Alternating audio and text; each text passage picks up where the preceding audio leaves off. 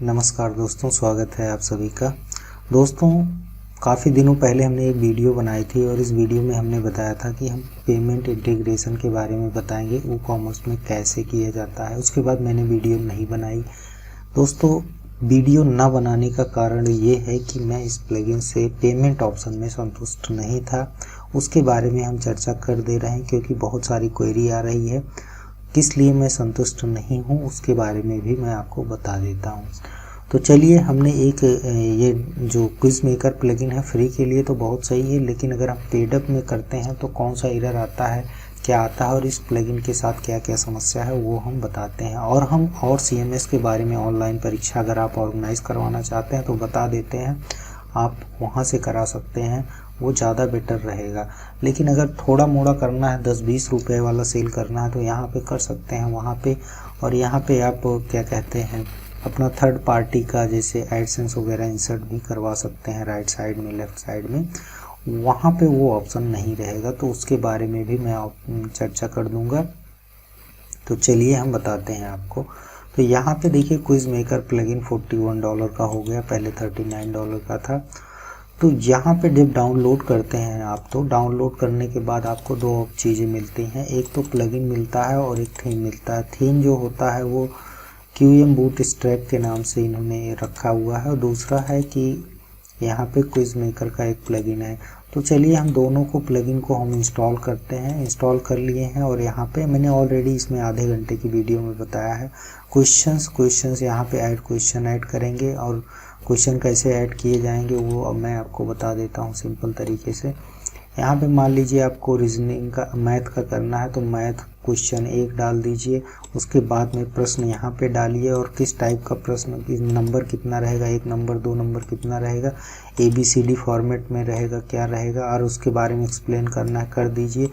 वो किस टाइप का प्रश्न रहेगा, single choice, multiple choice, single choice रहेगा। तो आप यहाँ पे ऐड आंसर करते जाइए, 2-3 आंसर जितने भी रहेंगे आप करते जाइएगा, और जो आंसर सही रहेगा उसको कर दीजिएगा। यहाँ पे अपनी कैटेगरी चूज़ कर लीजिएगा और आप पब्लिश कर दीजिएगा। नई कैटेगरी नहीं है तो कैटेगरी क्रिएट कर लीजिएगा। टेस्ट में आइएगा। टेस्ट यहाँ से ऑर्गेनाइज कर सकते हैं। उसके पहले आप क्वेश्चंस देख सकते हैं। क्वेश्चंस जितने क्रिएट करते जाएंगे वहाँ पे लिस्ट है। रीजनिंग का मैंने 2 क्वेश्चन डाला है 1-2 करके, तो इसका नाम एक है रीजनिंग 1 और रीजनिंग 2।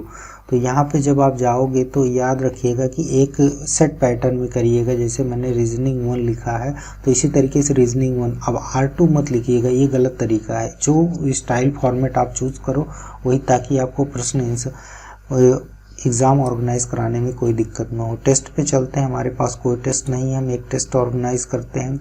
इस टेस्ट का नाम आप जो मर्जी से रख सकते हैं। मान लीजिए हम SSC CGL 1 कर देते हैं, और यहाँ पे आपको जो मर्जी वो रख सकते हैं, जो भी टेस्ट का नाम रखना हो रख सकते हैं। तो हम यहाँ पे कुछ डमी टेक्स्ट ले लेते हैं, और डमी टेक्स्ट में आप यहाँ पे प्रोस कॉन्स जो भी आपका है वो आप यहाँ पे लिख सकते हैं। तो यहाँ पे आप अपने इसके बारे में कंप्लीट डिटेल दीजिए, और यहाँ पे आप एक शॉर्ट डिस्क्रिप्शन भी दीजिए अपने इस परीक्षा के बारे में। यहाँ पे जो भी आपको वो कॉमर्स में चला गया था। तो यहाँ पे आप अपनी डिटेल परीक्षा के बारे में बता सकते हैं, और साथ में यहाँ पे आपको क्या करना है, क्वेश्चंस ऐड करने हैं। क्वेश्चंस ऐड करने के लिए आपको क्या करना है कि आप, जैसे ही मैंने आपको बताया कि हम यहाँ पे रीजनिंग का कराने चल रहे थे, तो आप यहाँ पे इस टाइप करना है रीजनिंग, और वैसे आप जो है रीजनिंग और टाइप, जैसे यहाँ पे आप ये देखिए, हमें क्या करना है कि कम से कम 3 तो टाइप करना है। तो हमारे पास ये क्वेश्चन नहीं आया। तो इस तरीके से आप देख लीजिए कि यहाँ पे मिनिमम आपको 2 वर्ड, इसीलिए जो एरर्स आते हैं तो आप उसको देख लीजिए कि आप प्रॉपर सेट पैटर्न में कर रहे हैं कि नहीं। R2, अगर हम R2 इंसर्ट कर देते हैं तो हमारा क्वेश्चन आ जाएगा। ये देखिए, हमारा R2 आ गया। तो हमने ये किया। अब हमें क्या करना है, सेव क्वेश्चंस कर देना है। सेव क्वेश्चन करने के बाद आप ऑर्डर भी कर लगा सकते हैं। आपको ऑर्डर अगर आपको ऊपर वाला नीचे वाला जो भी चाहिए आप कर सकते हैं। नेक्स्ट आप रैंडम क्वेश्चंस कर सकते हैं, नहीं भी कर सकते हैं। और नेक्स्ट फिर आप यहाँ पे एवरी यूज़र, अभी तो आपको मैंने बताया था फ्री के लिए एवरी यूज़र, बट यहाँ पे असाइंड यूज़र करना है। आपको उस पे सेल करना है तो असाइंड यूज़र करना है। यहाँ पे 100% 200% जो भी आप इंसर्ट करना चाहते हो कर दीजिए। यहाँ पे कैटेगरी जो बनानी है बना लीजिए, मैंने एसएससी बना लिया। यहाँ पे टेस्ट जो भी आप थंबनेल लगाना चाहते हैं लगा दीजिए और ये आपका तैयार हो गया। अब ये परीक्षा आपकी जो होगी वो जो बाई करेगा उसी को, लेकिन अब बाई कैसे करेगा इसके लिए आपको WooCommerce प्लगइन चाहिए। WooCommerce प्लगइन इंस्टॉल करना और कैसे सेटअप किया जाएगा उसके बारे में हम नहीं बताने चल रहे हैं। तो आपको करना क्या है कि यहाँ पे चलना है WooCommerce पे, वो ऐड न्यू पे करना है। अब ऐड न्यू पे एक यहाँ पे आपको क्या करना है, परीक्षा ऑर्गेनाइज करानी है। तो इस तरीके से आप परीक्षा ऑर्गेनाइज करा सकते हैं। SSC exam best question only ₹10।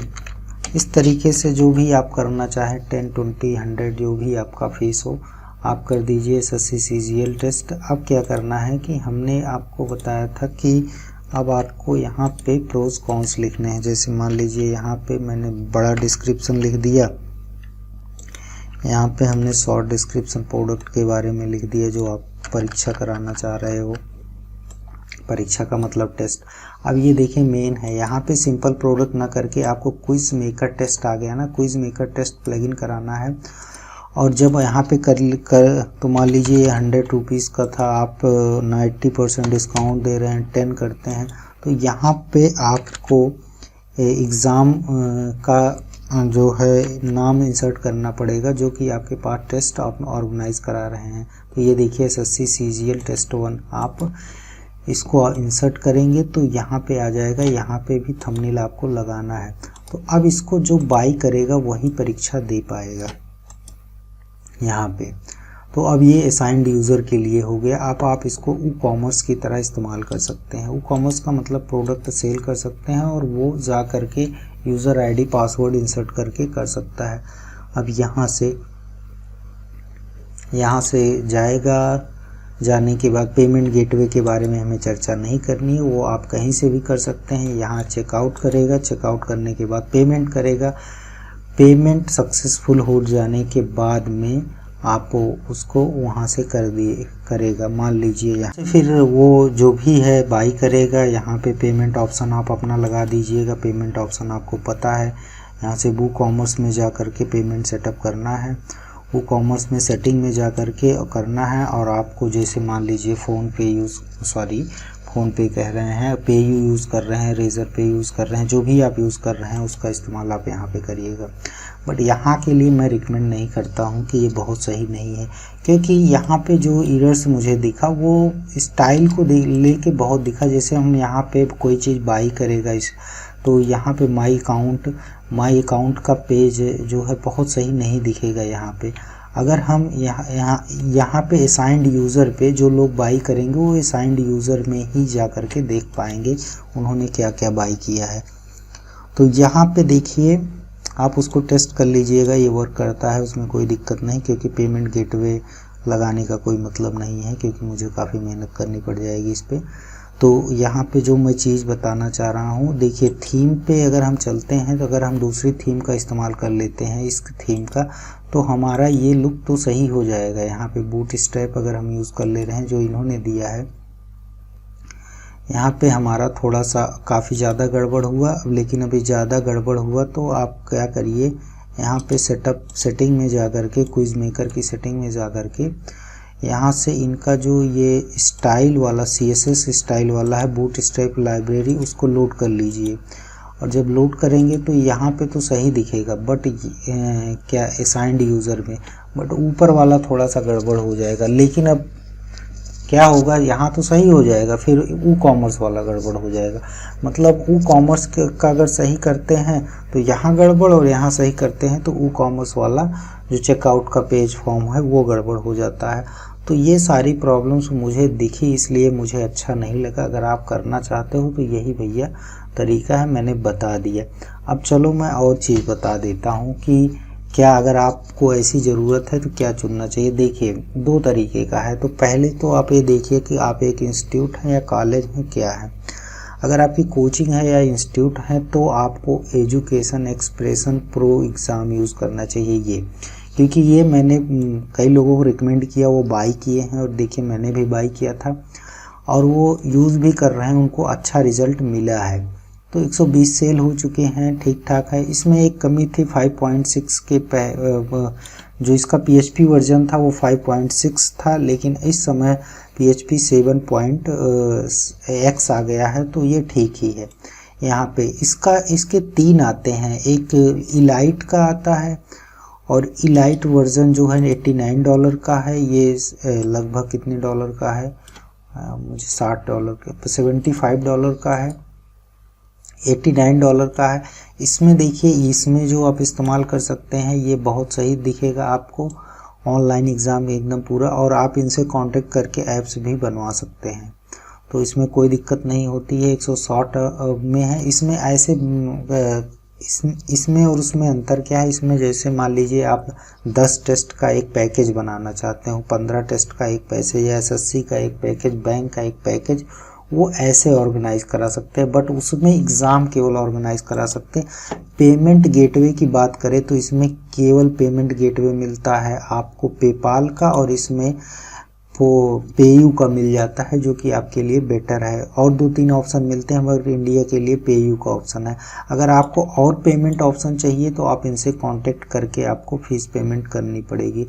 तो एजू एक्सप्रेशन इनकी वेबसाइट का नाम है। यहाँ से आप डेमो वगैरह देखेंगे, आपको सब कुछ एकदम जैसे रियल एग्ज़ाम अगर आपने ऑनलाइन कभी दिया हो परीक्षा में तो आप उसको देख सकते हैं।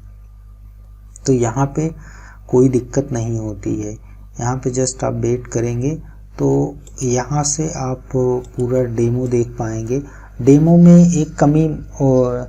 में एक कमी सॉरी कह रहे हैं, यहाँ पे मोबाइल में अगर रिस्पॉन्सिवनेस की बात देखी जाए तो शायद उतनी रिस्पॉन्सिव ड्यूरिंग द एग्ज़ाम नहीं दिखता है जितना होना चाहिए। जैसे मान लीजिए स्टूडेंट के लिए मैं ये कर ले रहा हूँ डेमो 1 2 3, और स्टूडेंट के रूप में हम यहाँ पे लॉगिन कर रहे हैं। तो जब स्टूडेंट मोबाइल में देता है तब भी अच्छा रहता है, लेकिन उतना बेटर नहीं लगता। भाई मोबाइल छोटा है तो उतना सही नहीं दिखेगा, बट ये दोनों जो है वो मुझे सही लगे।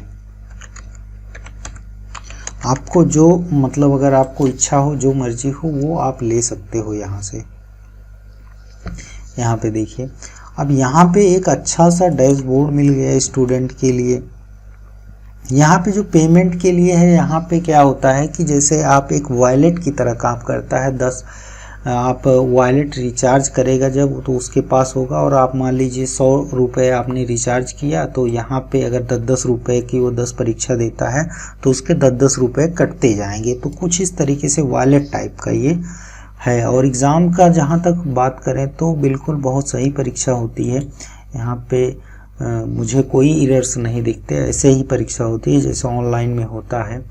तो मुझे ज़्यादा ये समस्या नहीं दिखी इसमें। आप इसको टेस्ट करिएगा, और मैं ज़्यादा नहीं दिखाता हूँ क्योंकि क्या हुआ है कि एक बार मैंने इनका दिखा दिया था तो इन्होंने कंप्लेन कर दिया था मेरे ऊपर ही कि आप ऐसा नहीं कर सकते हो। तो भाई पता नहीं क्या है इनका तरीका, लेकिन इनका ये जो प्रोडक्ट है सही है। तो आई होप आप अंडरस्टैंड हो गए होंगे कि मेरे साथ क्या समस्या थी, कि क्यों नहीं मैं नेक्स्ट वीडियो लेके आ पाया, क्योंकि नेक्स्ट वीडियो में आके बढ़ा चढ़ा के बताने पे वो उतना सही बन नहीं पाता, फिर वो एक समस्या हो जाती।